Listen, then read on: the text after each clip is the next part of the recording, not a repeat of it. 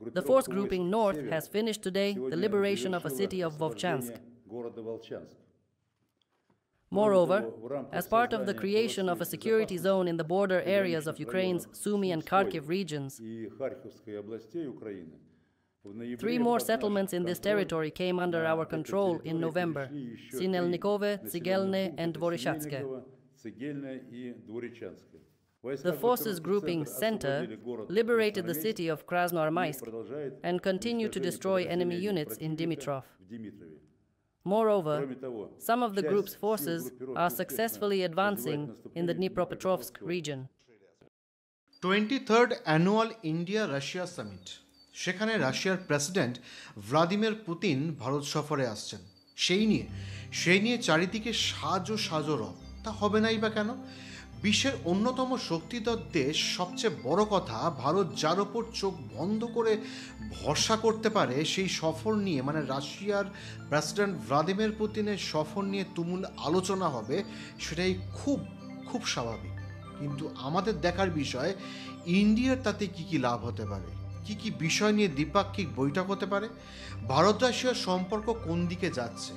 বিশেষত ভারতের তথ্য প্রযুক্তি নিয়ে শোনা যাচ্ছে একটা বেশ বড় ধরনের চুক্তি হতে পারে। বিশ্বের অন্যতম শক্তিশালী নেতা রাশিয়ার প্রেসিডেন্ট ভ্লাদিমির পুতিনের ভারত সফরে কিভাবে দুই দেশের সম্পর্ককে নতুন মাত্রা দিতে যাচ্ছে। এই সফরের প্রধান উদ্দেশ্য থাকবে দুই দেশের কৌশলগত অংশীদারিত্ব মজবুত করা, দ্বিপাক্ষিক সম্পর্কের অগ্রগতি পর্যালোচনা করা এবং রিজিওনাল গ্লোবাল বিষয়ে আলোচনা করা, অর্থাৎ জিও পলিটিক্যাল বিষয় নিয়ে আলোচনা করা। পুতিন প্রধানমন্ত্রী মোদির সঙ্গে বৈঠক করবেন এবং রাষ্ট্রপতি দ্রৌপদী মুর্মুর সঙ্গে দেখা করবেন, যেখানে সরকারি এবং বাণিজ্যিক চুক্তিগুলি প্রপার স্বাক্ষর হতে পারে। ইতিমধ্যে রাশিয়া ভারতের সঙ্গে একটি চুক্তি স্বাক্ষর করে রেখেছে, যাতে উভয় দেশের জন্য একে অপরের ভূখণ্ডে সামরিক কর্মী, যুদ্ধজাহাজ এবং যুদ্ধবিমান মোতায়েনের প্রক্রিয়া দ্রুত সম্পন্ন করতে পারে। এই ব্যবহারের ফলে মস্কো এবং নয়াদিল্লি যৌথ সামরিক মহড়া এবং প্রশিক্ষণ, মানবিক সহায়তা, দুর্বল প্রতিক্রিয়া এবং অন্যান্য বিভিন্ন যে সম্মতি সূচক ক্ষেত্র আসে, সেখানে ভারত এবং রাশিয়া উভয়ই সেনা এবং যুদ্ধবিমান ও যুদ্ধজাহাজ পাঠাতে পারবে এবং ডাবল ফোর্সে স্ট্রাইক করতে পারবে। আর কোন চুক্তি ভারত এবং রাশিয়ার সঙ্গে সাইন হতে পারে, অর্থনৈতিক কি বিষয়ে কথা হতে পারে, ইসরো এবং রাশিয়ান স্পেস সেন্টারের মধ্যে কি চুক্তি হতে যাচ্ছে, এই সব নিয়ে আজকে আমরা আলোচনা করব। নমস্কার, আমি দিব্যেন্দু, ইন্টারজিও চ্যানেলে আপনাদের স্বাগত। বর্তমান সময়ে ভারত ও রাশিয়ার অর্থনৈতিক সম্পর্ক বেশ শক্তিশালী এবং গতিশীল। 2023-24 অর্থ বছরে তাদের দ্বিপাক্ষিক বাণিজ্যের পরিমাণ প্রায় $65.6 বিলিয়ন মার্কিন ডলার হয়েছে, যার মধ্যে ভারতীয় রপ্তানি মাত্র 4.88 বিলিয়ন এবং রাশিয়া থেকে ভারতের আমদানি প্রায় $61.4 বিলিয়ন ডলার ছিল। রাশিয়া ভারতের চতুর্থ বৃহত্তম বাণিজ্যিক অংশীদার হিসেবে স্থান রেখেছে, যেখানে উভয় দেশই শিল্প এবং বাণিজ্য বৃদ্ধির উপর গুরুত্ব আরোপ করে আসছে।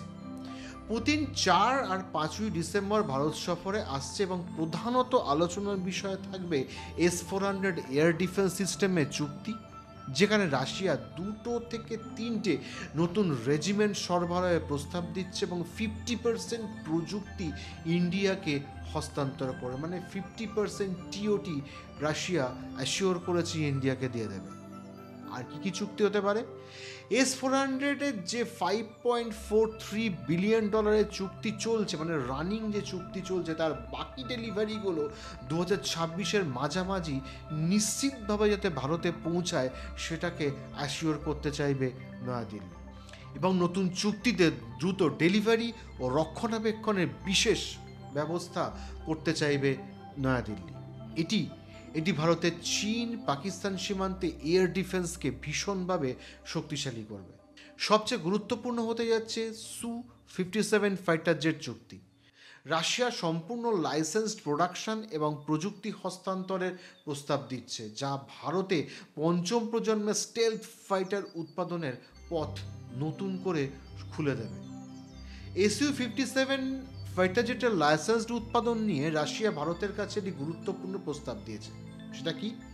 যা ভারতকে সম্পূর্ণ source code, avionics, sensor, engine এবং স্টেল প্রযুক্তি সহ সমস্ত প্রযুক্তি স্থানান্তর করার সুযোগ ভারতকে দেবে রাশিয়া। মানে বুঝতেই পারছেন, রাশিয়া কিন্তু তার প্রযুক্তিগতভাবে ভারতকে সম্পূর্ণভাবে হাতে হাত রেখে চলতে চায়। এছাড়া ব্রাহ্মোস মিসাইলের রেঞ্জটাকে আরও বাড়ানো যায় কি করে সেটা দেখবে। Su-30 MKI আপগ্রেড করতে হবে, S-500-এর যৌথ উৎপাদন এবং RELOS লজিস্টিক চুক্তি বা ভারতীয় বাহিনীর জন্য রাশিয়ার আর কি সুবিধা দিতে পারে সেটা নিয়েও ভীষণভাবে কথা হবে। কিন্তু এই বিশাল কর্মকাণ্ড, যে টোটাল যে প্রতিরক্ষা ব্যবস্থা সামলানো হবে, সেই বিশাল কর্মকাণ্ড হ্যান্ডেল করার জন্য প্রপার পরিকল্পনা কি আছে? প্রপার পরিকল্পনা ভারত ভেবে রেখেছে এরকমভাবে। উৎপাদন লাইন হবে ভারতের হিন্দুস্তান অ্যারোনটিক্স লিমিটেড বা হ্যালের নাসিক কারখানায়, যেখানে ইতিমধ্যে Su-30 MKI জেটের উৎপাদন করা হচ্ছে। সেখানে মস্কো সম্পূর্ণভাবে প্রযুক্তি হস্তান্তর করতে আগ্রহী, যাতে ভারত স্বাধীনভাবে তার সিস্টেম পরিবর্তন, উন্নতিকরণ এবং অস্ত্রগুলো সম্পূর্ণভাবে বিকাশ করতে পারে। রাশিয়া অনুমান করছে যে পুরনো Su-30 MKI উৎপাদন লাইন দ্রুত Su-57 উৎপাদনের জন্য মানানসই করা যাবে, যা খরচ ও সময় দুই দিক থেকেই সাশ্রয়কর হবে। স্থানীয়করণের প্রতিক্রিয়া ধাপে ধাপে 3 থেকে 4 বছর সময় নেবে, যার মধ্যে ভারতীয় প্রযুক্তি ও অংশীদারিত্বের অঙ্গীকার থাকবে। ভারতীয় নিরাপত্তা ও রাজনৈতিক শর্তাবলী পূরণ করা ভীষণভাবে জরুরি। এতে উৎপাদন এবং রপ্তানি নিয়ন্ত্রণে ভারত সরকারের হাতে থাকবে বলেই মনে করা হচ্ছে। যদি সব কিছু ঠিকঠাক থাকে, তবে এই চুক্তি ভারতের পঞ্চম প্রজন্মের ফাইটার জেট তৈরির ক্ষেত্রে ভারতকে স্বনির্ভরতা অর্জনের পথে এক বড় ধাপ হতে চলেছে। শুধু তাই নয়, রাশিয়া প্রতিশ্রুতি দিয়েছে ভারতকে অ্যামকা মানে 5.5 যে জেট ইঞ্জিন বা জেট ক্রাফট তৈরি করবে বা এয়ারক্রাফট তৈরি করবে, সেটাতে রাশিয়া সম্পূর্ণভাবে সাহায্য করবে ভারতকে। ভারতের লাইসেন্স জেট উৎপাদনে Su-57-এর লোকালাইজেশনের হার পরবর্তী ব্যাচগুলোতে 40 থেকে 60% অর্জনের লক্ষ্য রাখা হচ্ছে, যা হ্যালের নাসিক কারখানায় Su-30 MKI উৎপাদন লাইনের সামান্য পরিবর্তনের মাধ্যমেই, যা এই টোটাল লাইন অফ প্রিপারেশন করা সম্ভব। তবে হ্যালের বর্তমান পরিকাঠামো ইতিমধ্যে Su-57 উৎপাদনের প্রায় 50% ক্ষমতা পূরণ করতে সক্ষম, যার মধ্যে নাসিকে ফাইনাল অ্যাসেম্বলি, কোরাপুটে ইঞ্জিন উৎপাদন এবং কেরালা স্ট্র্যাটেজিক ইলেকট্রনিক্স অ্যাভিওনিক্স অন্তর্ভুক্ত। প্রাথমিকভাবে 36 থেকে 40টি জেট রাশিয়া থেকে কেনা হবে, মানে Su-57 কেনা হবে। তারপর ধাপে ধাপে লোকালাইজেশন বাড়িয়ে 120 থেকে 140টি জেট উৎপাদনের পরিকল্পনা আছে ভারতের, যা আগামী 3 থেকে 4 বছরের মধ্যে সম্পূর্ণ হবে। এই লোকালাইজেশন খরচের হার কমাবে এবং মেক ইন ইন্ডিয়ার লক্ষ্য পূরণ করবে। সেখানে নতুন টুলিংয়ের প্রয়োজন মাত্র 20 থেকে 30%। তবে সম্পূর্ণ প্রযুক্তি হস্তান্তর এবং সোর্স কোড অ্যাক্সেসের ওপর দুই দেশের নির্ভরশীলতা ভীষণভাবে বজায় থাকবে। তবে একটা জিনিস আপনাদের বলে রাখি, যেটা দুই দেশের মূল চিন্তা হয়ে দাঁড়িয়েছে, দুই দেশের বাণিজ্যিক ঘাটতি। যে ঘাটতির পরিমাণ 2024 সাল অনুযায়ী প্রায় 1:13, আর এই ঘাটতির সূচক ঊর্ধ্বমুখী হয় নয়াদিল্লির কপালে পড়েছে চিন্তার ভাঁজ। অন্যদিকে এদেশের রপ্তানি ব্যবসায়ীদের সঙ্গে স্থানীয় মুদ্রার লেনদেনে সেভাবে লাভবান হচ্ছে না মস্কো। এরকম ফলে রুশ প্রেসিডেন্ট ভ্লাদিমির পুতিনের ভারত সফরে কি মিটবে সেই সমস্যা? জবাব পেতে প্রধানমন্ত্রী নরেন্দ্র মোদীর সঙ্গে ভ্লাদিমির পুতিনের বৈঠকের দিকে তাকিয়ে দুই দেশের পুরো শিল্পঙ্গন। 2022 সালে ইউক্রেন যুদ্ধ শুরু হলে রাশিয়ার ওপর 16,000-এর বেশি নিষেধাজ্ঞা চাপিয়ে দেয় মার্কিন যুক্তরাষ্ট্র সহ সমস্ত পশ্চিমী বিশ্ব। এরপরেই ভারতের সঙ্গে বাণিজ্যিক সম্পর্ক বজায় রাখতে স্থানীয় মুদ্রায় লেনদেনের ব্যাপারে সবুজ সংকেত দিতে বাধ্য হয় মস্কো।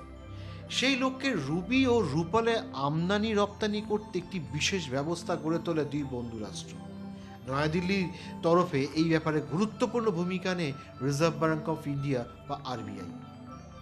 কিয়েভ আক্রমণের পর যুক্তরাষ্ট্র সহ পশ্চিম দুনিয়ার আর্থিক অবরোধ থেকে দেশের অর্থনীতিকে বাঁচাতে ভারতকে প্রচুর সস্তা দরে খনিজ তেল বিক্রির মেগা অফার দিয়ে দেন রুশ প্রেসিডেন্ট ভ্লাদিমির পুতিন। ফলে জাতীয় স্বার্থের কথা মাথায় রেখে সঙ্গে সঙ্গে তাতে রাজি হয়ে যায় নয়াদিল্লি। ফলে চড়চড়িয়ে বাড়তে থাকে দুই দেশের দ্বিপাক্ষিক বাণিজ্যের ইন্ডেক্স।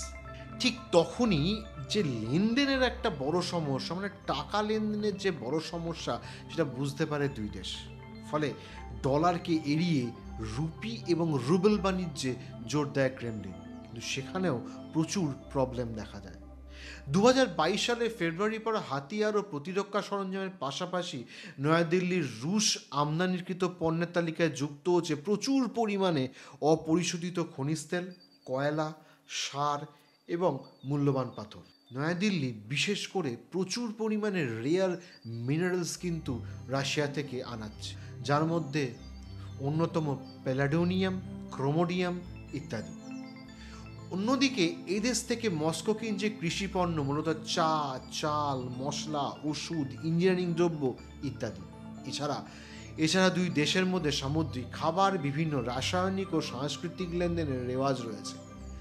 আন্তর্জাতিক বাণিজ্যের লেনদেনের জন্য একটি বিশেষ ব্যবস্থা রয়েছে, তার নাম society for world wide interbank financial telecommunication বা সুইফট সিস্টেম।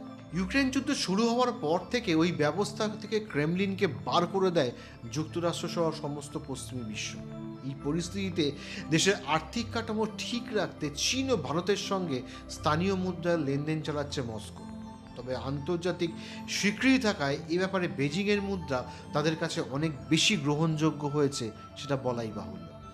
এখানে চাইনিজ মুদ্রা ইউয়ানে অন্যান্য দেশের সঙ্গেও দ্বিপাক্ষিক বাণিজ্য করার ভীষণ রকম সুবিধা পেয়ে থাকে রাশিয়া, কিন্তু সেখানে ভারতীয় রুপি মানে ভারতীয় টাকায় সেই সুবিধা অনেকটাই কম।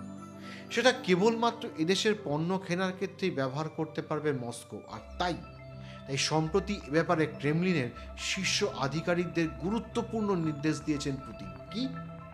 নয়াদিল্লির সামগ্রী বেশি করে কেনার দিকে তাদের নজর দিতে বলেছেন তিনি। বাণিজ্যিক ঘাটতি মেটাতে ত্রিমুখী পরিকল্পনা রয়েছে ভারত ও রাশিয়ার মধ্যে। প্রথমত যৌথ উদ্যোগে প্রতিরক্ষা সরঞ্জাম এবং অত্যাধুনিক হাতিয়ার তৈরির দিকে নজর দিতে পারে দুই দেশ।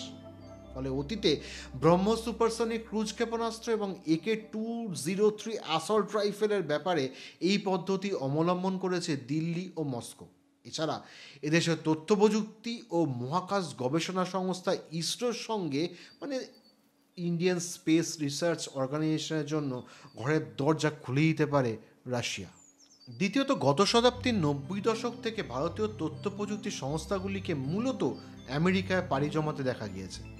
যুক্তরাষ্ট্রের সিলিকন ভ্যালি উন্নতির নেপথ্যে তাদের অবদান প্রচুর, যদিও সেসব কৃতজ্ঞতা আর মানতে নারাজ মার্কিন যুক্তরাষ্ট্রের প্রেসিডেন্ট ডোনাল্ড ট্রাম্প। আর তাই অভিবাসীদের থাকার ব্যাপারে যথেষ্ট কড়াকড়ি শুরু করছেন তিনি। তবে এখনো ভারতবাসীদের জন্য অতটা কড়াকড়ি তিনি করেননি। এই পরিস্থিতিতে 10 লক্ষ ভারতীয়কে কর্মসংস্থান দিতে ইতিমধ্যেই নয়াদিল্লির সঙ্গে চুক্তি করেছে মস্কো। রাশিয়ান মিডিয়া অনুযায়ী বর্তমানে নির্মাণ ও বস্ত্রশিল্পে এদেশের শ্রমিকদের কাজে লাগাচ্ছে পুতিন প্রশাসন। আগামী দিনে অদক্ষ কর্মী ছাড়াও বিভিন্ন উচ্চ পদে ভারতীয়দের নিয়োগ করবে পূর্ব ইউরোপের দেশটির একাধিক সংস্থা। সেক্ষেত্রে ভাগ্য খুলতে পারে এদেশের তথ্য প্রযুক্তি কর্মীদের। তখন এদেশের ব্যাংকে জমা থাকা রুপিতে বেতন মেটাতে পারবে ক্রেমলিন। আর তাই রুপি রুবেলের পেমেন্ট ব্যবস্থাকে আরও শক্তিশালী করতে ভারতে কাজ করার লাইসেন্স চাইছে একাধিক রুশ ব্যাংক। ফলে মস্কো সংস্থাগুলিকে দেশের সরকারি সিকিউরিটিজ, বন্ড, শেয়ার এবং পরিকাঠামো প্রকল্পে মানে ভোস্ট্রর উদ্বৃত্ত রুপি ব্যালেন্সে বিনিয়োগের অনুমতি দিয়েছে আরবিআই। আগামী দিনে সংযুক্ত আরবশাহী বা ইউএইর সঙ্গে ত্রিদেশীয় বিনিয়োগের ব্যবস্থা গড়ে তোলার পরিকল্পনা করছে নয়াদিল্লি। বুঝতেই পারছেন, ইউএই, রাশিয়া, নয়াদিল্লি এই তিনটি দেশের মধ্যে কিন্তু একটা বাণিজ্যিক ট্রায়াঙ্গেল গড়ে তোলার প্রভূত সম্ভাবনা রয়েছে।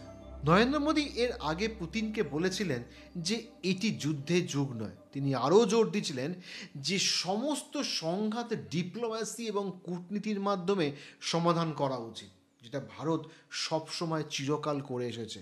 সবার আগে ডিপ্লোমেসি, কূটনীতি চালাও, কথা বলো, তারপর যদি উপায় না থাকে তখন অস্ত্র ব্যবহার করো, এবং যত তাড়াতাড়ি রাশিয়াকে এই শত্রুতা বন্ধ করার আহ্বান জানিয়েছেন সব দেশের প্রতি। শত্রুতা ভুলে শান্তির পথে চলার বার্তা দেয় ভারত। ভারত কোনোদিন যুদ্ধের কথা বলে না। ভারত সবসময় শান্তির কথা বলে, সমৃদ্ধির কথা বলে, বাণিজ্যের কথা বলে। সবাই ভালো থাকবেন, সুস্থ থাকবেন। জয় হিন্দ, জয় ভারত।